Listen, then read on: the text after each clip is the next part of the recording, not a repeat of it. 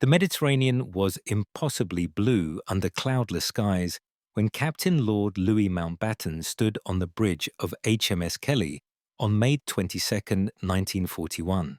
at precisely 2:47 in the afternoon somewhere off the coast of Crete, commanding a K-class destroyer displacing 1,700 tons and armed with 6 4.7-inch guns and 8 torpedo tubes and capable of 36 knots maximum speed, though at this moment she was making 32 knots while executing evasive maneuvers in perfect visibility that would prove ideal for what was about to happen. The ship was zigzagging rapidly in patterns designed to make targeting difficult for attackers, and the bright blue waters and cloudless sky created visibility conditions that extended for miles in every direction, making it impossible to hide from enemies who might be searching for targets in the open Mediterranean waters around Crete, where the battle for that strategic island was reaching its climax. Mountbatten heard them before he saw them,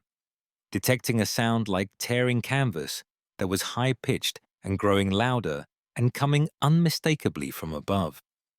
And when he looked up, the sight that greeted him would have terrified even the most experienced combat veteran, because 87 Junkers,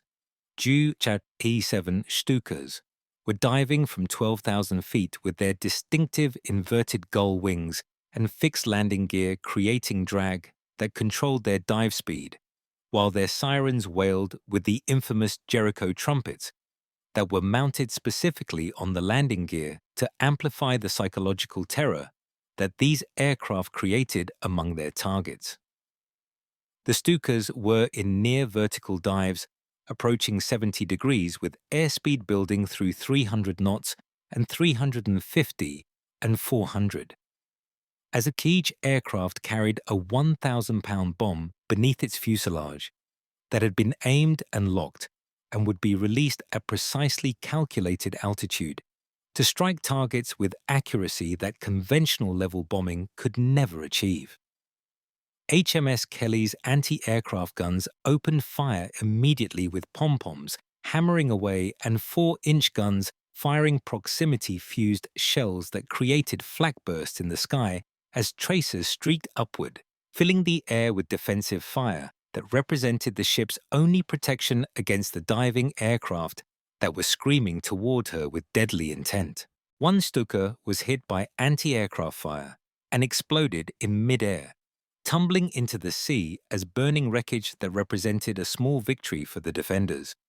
while another Stuka took damage that forced it to pull out of its dive early, releasing its bomb 200 yards off Kelly's starboard beam, where it created a massive waterspout and concussion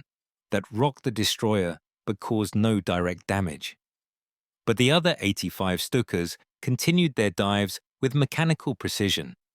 releasing their bombs at calculated points and pulling up at the last possible second, while experiencing crushing G-forces of 9 Gs that caused some pilots to black out momentarily, though the aircraft themselves held together through structural strength that had been engineered specifically to withstand these extreme maneuvers. The first bomb struck Kelly at 2:48 p.m., hitting the forward funnel and penetrating the deck before exploding in the forward boiler room, causing steam to erupt and pressure to drop instantly, while speed fell from 32 knots to 18 as the ship's propulsion was compromised by the catastrophic damage to critical machinery spaces. The second bomb hit just 3 seconds later, striking amidships and penetrating the main deck before exploding in the engine room, destroying both engines and leaving Kelly dead in the water without propulsion or ability to maneuver, as she became a stationary target for the remaining aircraft that were still diving toward her. The third bomb hit at exactly 2:48:17, striking the aft magazine in a direct hit that produced an explosion so catastrophic that the entire stern section from the aft gun mount to the rudder simply disintegrated and ceased to exist, blown apart by the detonation of stored ammunition that multiplied the bomb's destructive effect beyond anything a single weapon alone could have achieved. Kelly rolled to port 20 degrees, and then 30, and then 45 degrees as flooding and structural damage destroyed the ship's stability. And at 2:49 p.m., just 2 minutes after the attack had begun, HMS Kelly capsized completely and rolled over with her keel pointing skyward, where she floated for 27 seconds before sinking beneath the Mediterranean waters. 130 men went into the water as the ship went down, though 27 never made it out because they were trapped inside compartments that had been sealed by damage, or had been in spaces that flooded too quickly for escape, dying before the ship even hit the seafloor hundreds of feet below. Mountbatten survived the sinking and was pulled from the water by HMS Kipling, covered in oil, and exhausted while his ship was gone, along with 27 of his crew, representing just one attack against one destroyer in one moment during a battle that would redefine naval warfare forever. Because over the next 8 days, the Luftwaffe would prove something that naval strategists had refused to believe for 20 years, despite warnings from aviation advocates and visionaries who had predicted this outcome, demonstrating conclusively that the age of the battleship was over and that air power had made surface fleets obsolete when operating without their own air cover. And the weapon that proved this revolutionary concept was the Stuka dive bomber, with its distinctive appearance and terrifying sound and devastating accuracy. The concept of dive bombing was not new in 1941, because various nations had experimented with the technique during the 1920s and 1930s. But the execution at the level of precision and lethality and psychological impact that would be demonstrated over Crete had never been achieved at such scale or with such devastating effectiveness against naval targets. The Junkers Ju-87 Stuka had been designed specifically for one purpose, which was destroying targets with pinpoint accuracy through dive bombing rather than area bombing or carpet bombing or any other less precise method of aerial attack, representing a specialized weapon optimized for a specific tactical requirement. The design incorporated several revolutionary features for its time, including inverted gull wings that provided ground clearance for the large fixed landing gear. Those fixed landing gear with aerodynamic fairings that created additional drag, automatic dive brakes that prevented the aircraft from exceeding terminal velocity during near-vertical dives, and the infamous sirens known as Jericho Trumpets that amplified psychological effects on targets below. But the real innovation that made the Stuka so devastatingly effective was its automatic bombsight system that calculated bomb release points based on altitude and airspeed and dive angle and wind conditions, requiring the pilot only to keep the target centered in his sight while the system automatically released the bomb at the mathematically optimal moment. The accuracy achieved by experienced Stuka pilots was extraordinary by the standards of 1940s aerial bombing, with training exercises demonstrating that they could place bombs within 10 meters of a target from 4,000 meters altitude, producing a circular error probable of 10 meters that was dramatically better than any level bomber could achieve, and better than torpedo bombers whose weapons could be evaded by maneuvering ships. Against moving ships that measured 300 feet long and 50 feet wide, this accuracy was devastatingly effective because a target of that size fell well within the probable hit zone when Stukas attacked,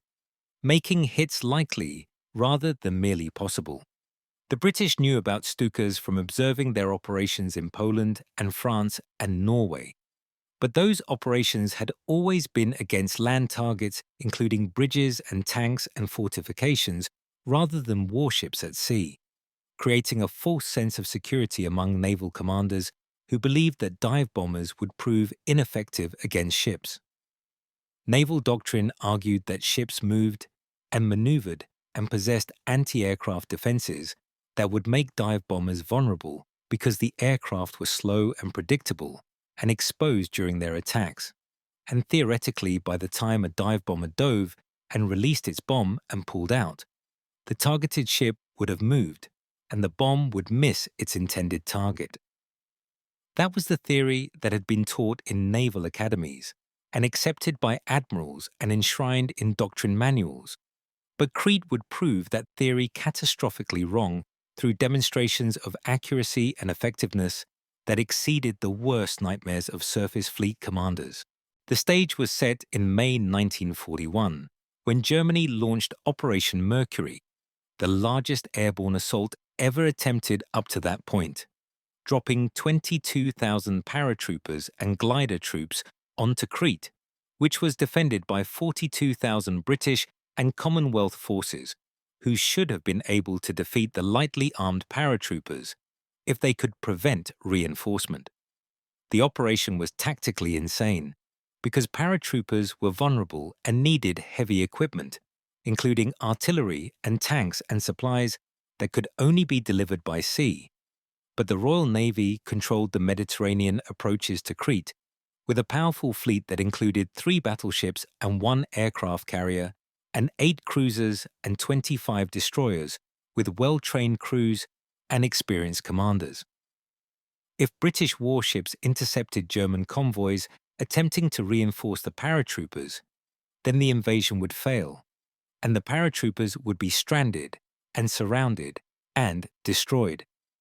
creating a potential disaster for German forces that could only be prevented through air power. Generaloberst Hans Jeschonek at Luftwaffe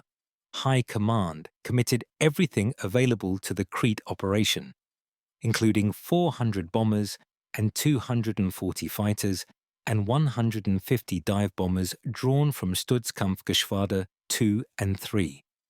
the most experienced Stuka units in the Luftwaffe, who had proven themselves in previous campaigns. Their mission was unprecedented in scope, requiring them to sink every British warship within 300 miles of Crete and deny the Royal Navy access to invasion routes and give German convoys safe passage to deliver reinforcements that would determine whether the airborne assault succeeded or failed catastrophically. It was an ambitious plan that required defeating the British Mediterranean fleet through air power alone, and the British possessed one critical vulnerability that would prove decisive because their only aircraft carrier in the Mediterranean, HMS Formidable,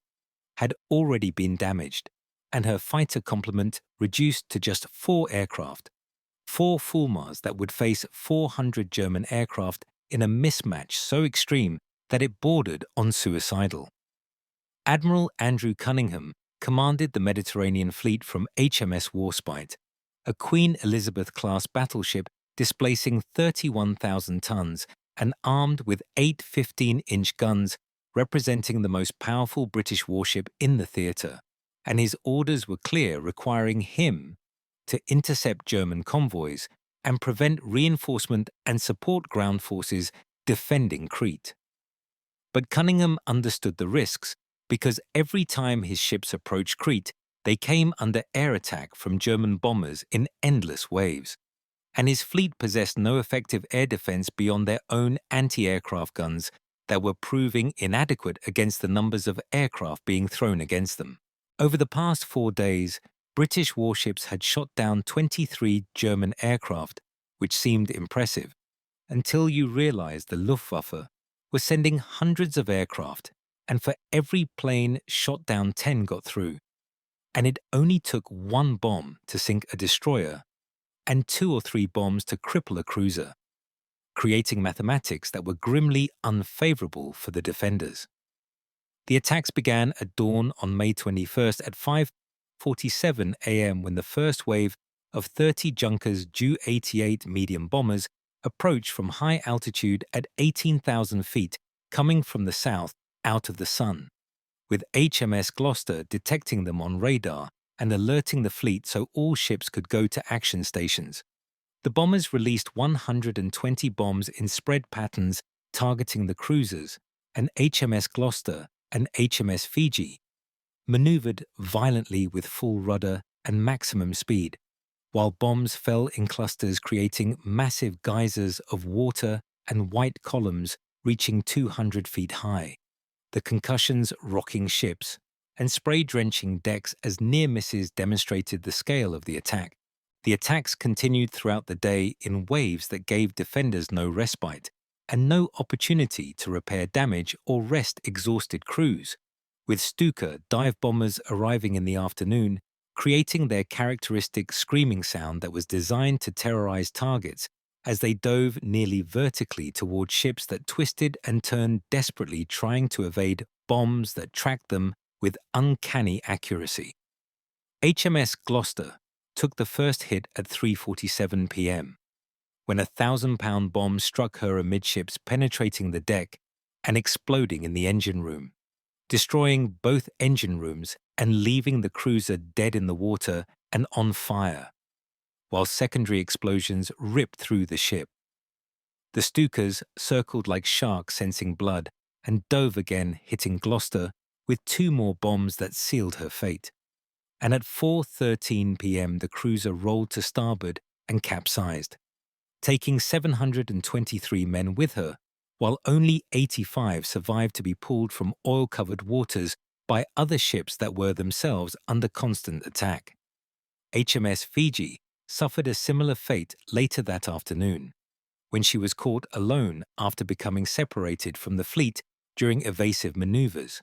and 6 Stukas attacked her simultaneously from different directions, making defensive fire ineffective because the ship's guns couldn't track multiple targets diving from different bearings. 3 bombs hit Fiji in rapid succession, with the first penetrating the forward turret and exploding inside, the second hitting amidships and destroying the bridge along with most of the command staff, and the third striking the stern and detonating in the steering gear compartment, leaving Fiji without propulsion or steering or command and control, while fires raged throughout the ship. She sank at 8:47 p.m., taking 557 men with her, and by nightfall on May 22nd total, British losses stood at 2 cruisers sunk and multiple destroyers sunk and battleships damaged, and additional cruisers damaged, representing casualties that were staggering in their magnitude and rapidity. HMS Kelly's destruction that afternoon represented just one small piece of a much larger catastrophe that was unfolding as the Luftwaffe demonstrated day after day that air power could deny the seas to surface fleets that lacked adequate air cover of their own. HMS Warspite, Cunningham's flagship and one of the most powerful battleships in the Royal Navy,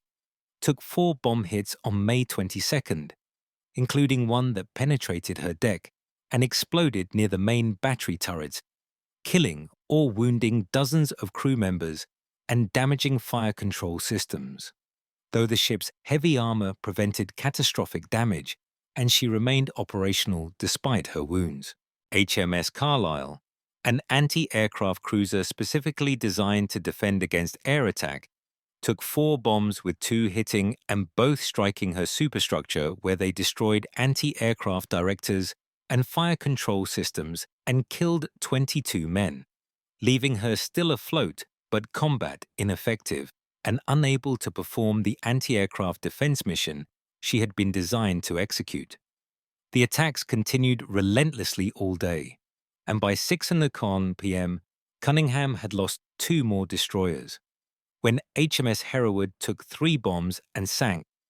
while HMS Imperial took 2 bombs and had to be abandoned and scuttled by her own crew to prevent her from falling into enemy hands. By nightfall on May 22nd, the casualty statistics were horrifying, with 3 cruisers sunk and 6 destroyers sunk, and 2 battleships damaged and 3 cruisers damaged, representing 2,847 men dead in just 2 days of operations. German losses totaled 58 aircraft, including 43 bombers and 15 Stukas, creating an exchange ratio that was catastrophic for the Royal Navy, because for every German aircraft lost, Britain was losing approximately half a warship, an unsustainable rate of attrition that would destroy the Mediterranean fleet within weeks if it continued. In London, at the Admiralty on May the 23rd, First Sea Lord Admiral Dudley Pound read Cunningham's reports and understood that Britain had lost more ships in 2 days than in any single naval engagement since World War I, with the root cause being unmistakably clear, as air power in the form of German dive bombers was destroying British warships faster than they could be replaced. There was no effective counter because the ship's anti-aircraft guns couldn't stop the attacks, and fighter cover was non-existent, and the aircraft carrier was damaged and ineffective, leaving surface ships nakedly vulnerable to air attack in ways that naval doctrine had never anticipated. Pound sent a signal to Cunningham ordering him to withdraw from Cretan waters during daylight hours and operate only at night and avoid air attack if possible, because preservation of the fleet was paramount, representing an admission of defeat and an acknowledgement that the Royal Navy, the most powerful navy in the world for centuries, could not operate in waters controlled by enemy air forces. The implications were enormous and unavoidable, because if air power could deny the seas to surface fleets, then the entire foundation of naval warfare had shifted, making battleships and cruisers and even destroyers potentially obsolete without air cover of their own. The Battle of Crete continued for another week as British warships evacuated troops at night and withdrew before dawn, while the Luftwaffe hunted them during daylight and attacked anything found within 300 miles of Crete. And by May 27th, the evacuation was complete with 16,500 British and Commonwealth troops rescued, though the cost was appalling. Total British naval losses included 3 cruisers sunk and 6 destroyers sunk and 2 battleships damaged and 1 aircraft carrier damaged and 4 cruisers damaged and 5 destroyers damaged, representing 3,900 men killed in the heaviest naval casualties Britain suffered in any single campaign of World War II. German losses totaled 220 aircraft destroyed or damaged, with approximately 400 aircrew killed. But Germany achieved its objective as the convoys got through and reinforcements landed, and Crete fell. And the Luftwaffe had proven what naval aviators had been saying for 20 years, which was that battleships were obsolete and air power was supreme. The lessons of Crete were absorbed slowly and painfully, but they were absorbed by every navy that studied the battle, with battleship construction being slowed, while aircraft carrier construction accelerated and anti-aircraft armament being massively increased, and fighter direction systems being developed to coordinate defensive air cover. The British learned fastest, and by 1942, every major warship had radar-directed anti-aircraft guns, and fighter direction officers coordinated air defense, and carriers operated in groups, never alone, and fighter cover was continuous during daylight operations, transforming naval operations in fundamental ways. The United States learned even faster with American battleships built after 1942, carrying more anti-aircraft guns than main battery guns, with some battleships having 40 anti-aircraft directors and 68 5-inch dual-purpose guns and 140 Bofors guns and dozens of Oerlikons, representing a complete transformation where ships designed in 1940 for surface combat were redesigned in 1942 as anti-aircraft platforms because the primary threat was no longer enemy ships, but enemy aircraft. Japan learned slowest and continued building battleships and prioritizing surface combat in adherence to doctrine that emphasized decisive fleet engagements between capital ships, and they paid the price for this doctrinal rigidity when Yamato, the largest battleship ever built, was sunk by aircraft in April 1945 after being hit by 13 bombs and 11 torpedoes, all delivered by aircraft that attacked in waves until the mighty ship rolled over and sank. The age of the battleship died at Crete in May 1941, killed by the Stuka dive bomber that proved air power could deny the seas to surface fleets and fundamentally change naval warfare in ways that would persist through the remainder of World War II and into the modern era. The postscript that proves the lesson was learned came on December 10, 1941, in the South China Sea, where HMS Prince of Wales and HMS Repulse, two British capital ships, were steaming off the coast of Malaya without air cover or fighter protection, while hunting Japanese invasion convoys. At 11 a.m., 85 Japanese torpedo bombers and dive bombers attacked in an engagement that lasted 90 minutes, with Prince of Wales taking 6 torpedo hits and 3 bomb hits before sinking, while Repulse took 5 torpedo hits and 4 bomb hits before she too sank, killing 840 men total, with Japanese losses being just 4 aircraft. Admiral Tom Phillips, who commanded Force Z, went down with Prince of Wales after sending his last signal to the Admiralty requesting fighter support immediately. But no fighters arrived because the nearest airfield was 400 miles away and beyond the range of available aircraft. Winston Churchill would later write that in all the war, he never received a more direct shock than the sinking of Prince of Wales and Repulse, acknowledging that over all the vast expanse of Pacific waters, Japan was supreme, while Britain was everywhere weak and naked without air power to protect surface ships. The lesson of Crete was learned in blood through the loss of capital ships that should have been invulnerable but proved desperately vulnerable when operating without air cover, demonstrating that the supremacy of the battleship, which had been unchallenged for 400 years, ended in May 1941. Admiral Cunningham stood on Warspite's Bridge at 6 p.m. on May 22nd, watching another destroyer die as HMS Hereward rolled over and capsized after taking 3 bombs, and when his flag captain suggested they should withdraw because losses were unsustainable, Cunningham's response captured both the tragedy and the reality of what was happening. He said it takes 3 years to build a ship, but 3 centuries to build a tradition, and the Navy would not abandon the Army in their hour of need. But he acknowledged that losses were unsustainable and they could not operate in these waters during daylight without air cover, and not against this level of air attack. The technical sophistication of the Ju-87 Stuka that made it such a devastatingly effective weapon against naval targets deserves deeper examination, because the aircraft represented the culmination of years of development and refinement in dive bombing techniques that German engineers had pursued since the late 1920s, when the Reichswehr began secretly developing military aviation capabilities in violation of Versailles Treaty restrictions. The inverted gull wing design that gave the Stuka its distinctive silhouette served multiple practical purposes beyond mere aesthetics, providing necessary clearance for the large fixed landing gear, while also creating aerodynamic characteristics that improve stability during steep dives when other aircraft designs might have tumbled out of control from the forces involved. The fixed landing gear that seemed archaic compared to retractable gear on more modern aircraft actually served as built-in dive brakes that provided additional drag during dives and helped control descent speed,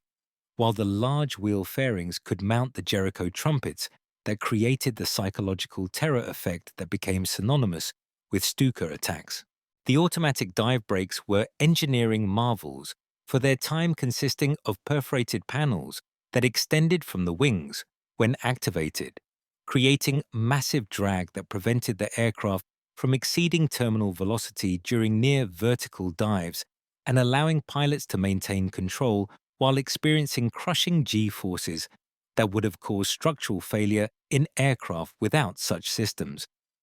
The bomb sight system represented perhaps the most sophisticated aspect of the Stuka's design, incorporating mechanical computers that calculated bomb release points through integration of multiple variables, including altitude measured by barometric sensors, airspeed measured by pitot tubes, dive angle measured by accelerometers, and wind drift estimated by the pilot before the dive began.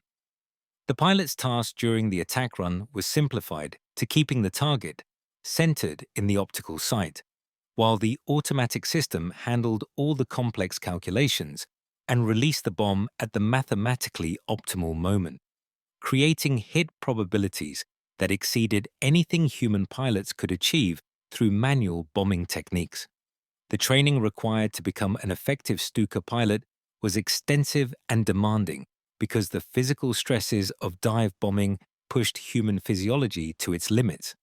with pilots experiencing G-forces during pullout from dives that could cause blackouts or grayouts if they hadn't developed tolerance through gradual conditioning. The psychological demands were equally challenging because diving at near vertical angles toward targets that were shooting back required overcoming powerful survival instincts that screamed at pilots to pull out early, and the Luftwaffe developed training programs that gradually built pilot confidence through progressively steeper dives and closer approaches to targets until the required attack profile became second nature. The crew composition of each Stuka included a pilot who flew the aircraft and operated the bomb site, along with a rear gunner who manned a defensive machine gun and served as observer,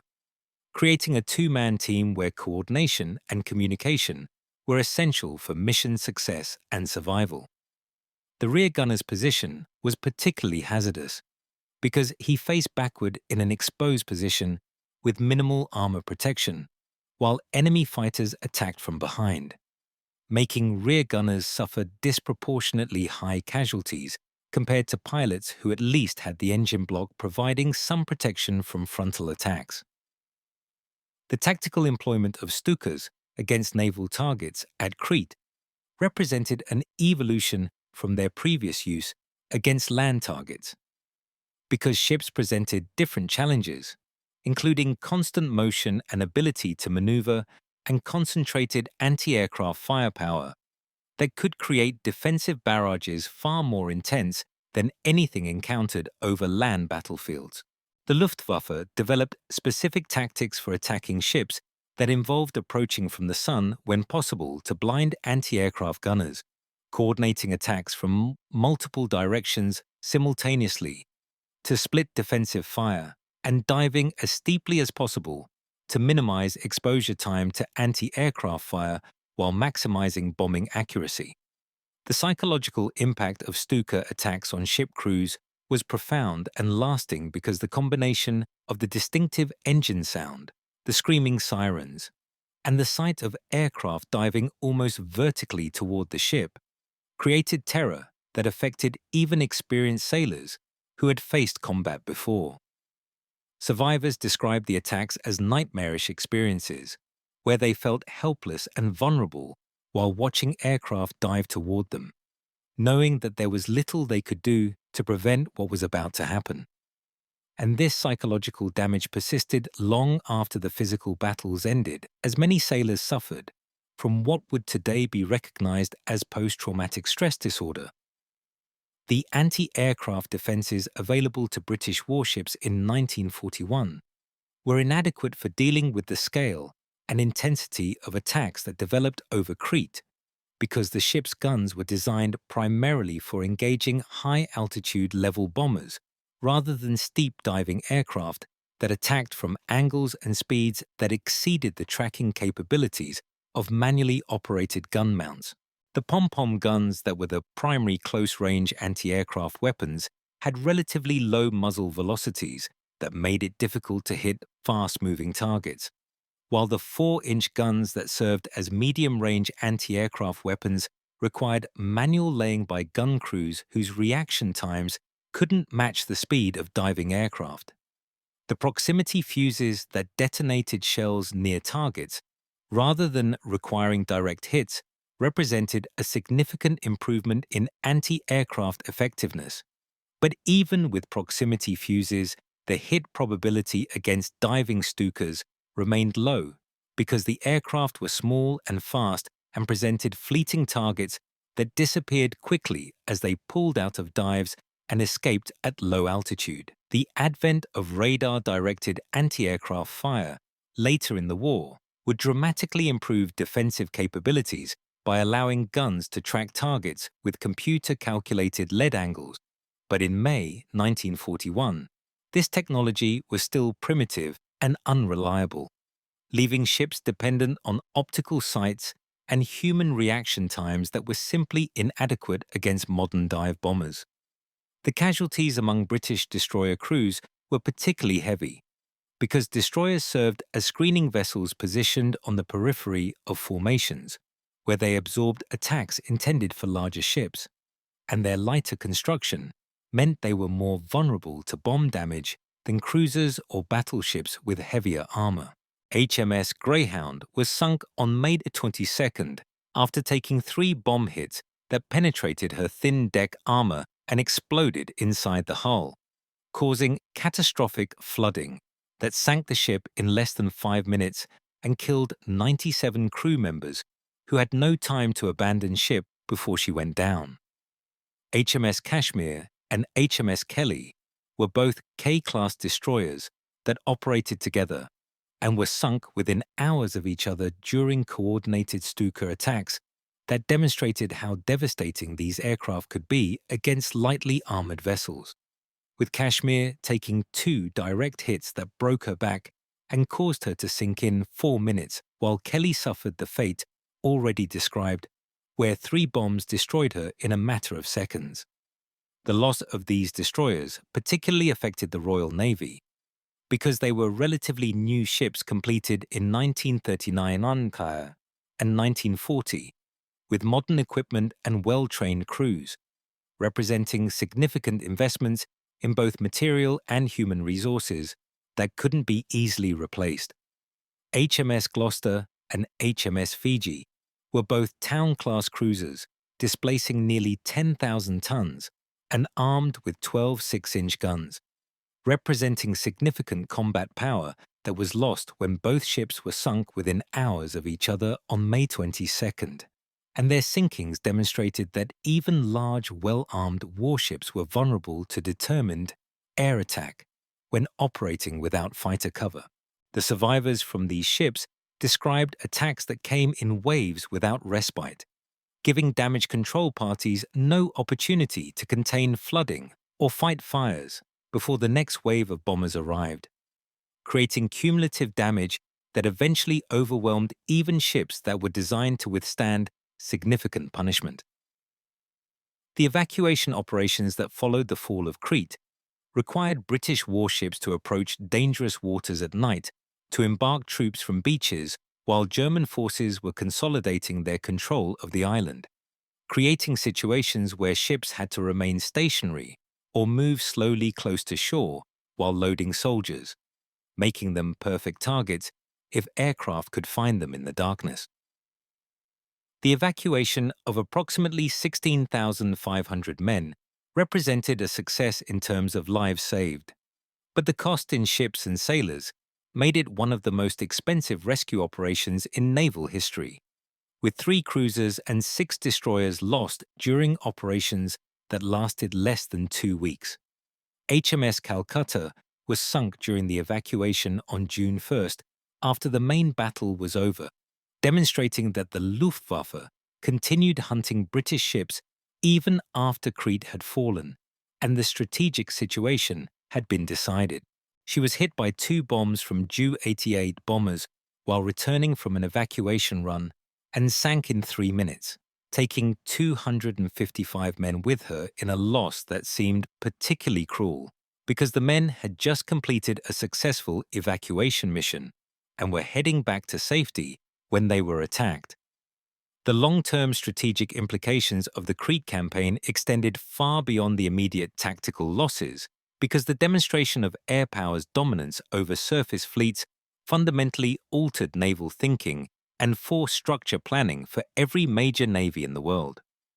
The immediate response from the Royal Navy included accelerated construction of aircraft carriers that had been ordered before the war, but now received highest priority, with 6 fleet carriers and numerous escort carriers being completed between 1941 and 1943,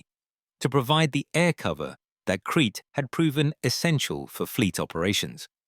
The anti-aircraft armament on all British warships was massively increased, with older ships being retrofitted with additional gun mounts, while new ships were designed from the start with anti-aircraft defense as a primary consideration rather than an afterthought. Battleships that had been designed primarily for surface combat against other battleships were modified to carry dozens of additional anti-aircraft guns,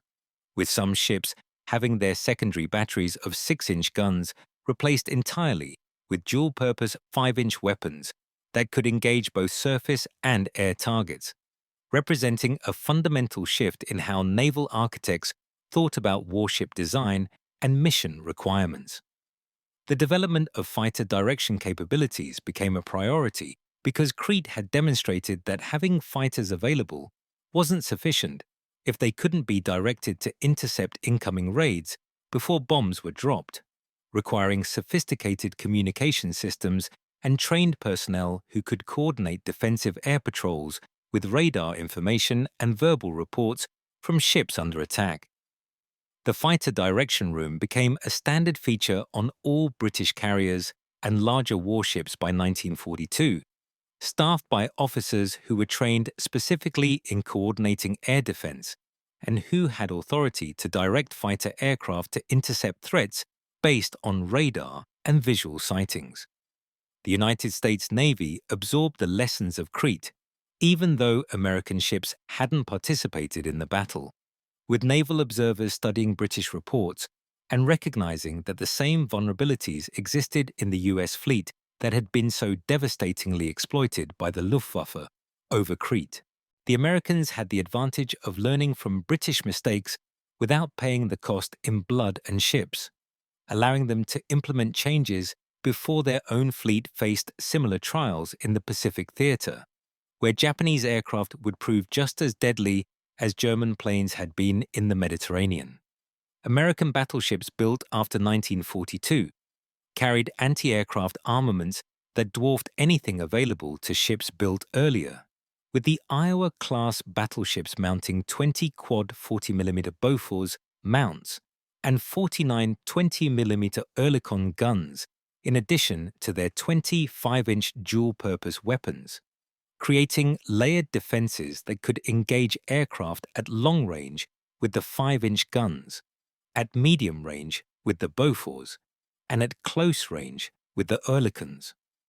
These ships also featured advanced fire control systems, including radar-directed guns and dedicated anti-aircraft directors that calculated lead angles automatically, dramatically improving hit probabilities against fast-moving aircraft compared to the manual systems available in 1941. The Japanese Navy's response to the lessons of Crete was slower and less comprehensive, because Japanese naval doctrine continued to emphasize decisive fleet engagements, where battleships would engage enemy battleships in traditional surface combat. And this doctrinal rigidity meant that Japanese capital ships never received the same level of anti-aircraft upgrades that British and American ships received. This deficiency would prove fatal for ships like Yamato and Musashi, that possessed the heaviest armor and largest guns ever mounted on battleships, but lacked adequate anti-aircraft defenses to protect them from massed air attacks by American carrier aircraft. The Battle of the Philippine Sea in June 1944 and the Battle of Leyte Gulf in October 1944 would demonstrate conclusively that battleships without air cover were floating targets regardless of their armor or firepower, with Japanese battleships being sunk or damaged by aircraft that attacked in waves until defensive fire was overwhelmed and bombs and torpedoes struck home. Yamato's final mission in April 1945 was essentially a suicide operation, because Japanese commanders understood the ship would never reach her objective of Okinawa, but sent her anyway in a gesture that was more symbolic than tactical, and she was duly sunk by American aircraft that attacked with overwhelming force and delivered 13 bombs and 11 torpedoes in an engagement that lasted less than 2 hours. The transformation of naval warfare between 1941 and 1945 was so complete that by war's end,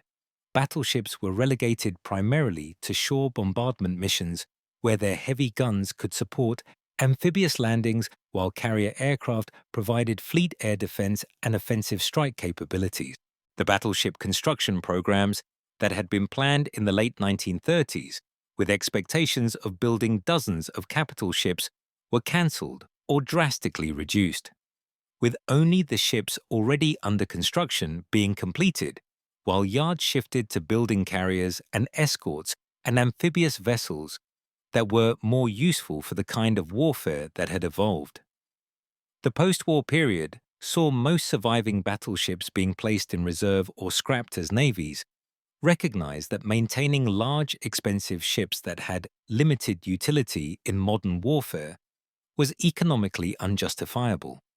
with only the United States keeping some battleships in service through the 1950s,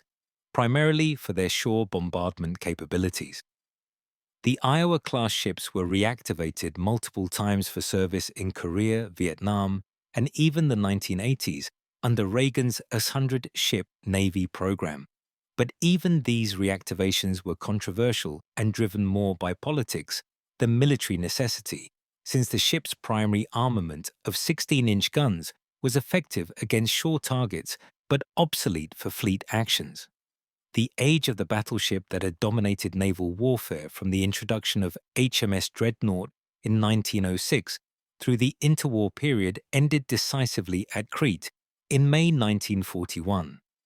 when Stukas proved that aircraft could sink capital ships faster and more economically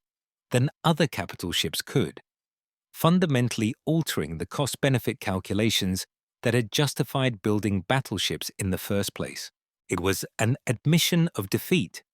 but also an admission of reality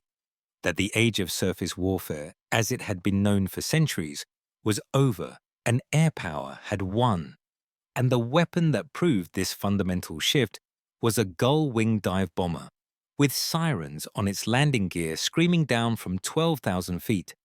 delivering 1,000 pounds of high explosive with surgical precision that killed not just ships but an entire era of naval warfare, and started a new era dominated by naval aviation that would define naval operations for decades to come, and continues to influence naval strategy and force structure, even into the 21st century, where aircraft carriers rather than battleships serve as the capital ships around which modern navies organize their fleets.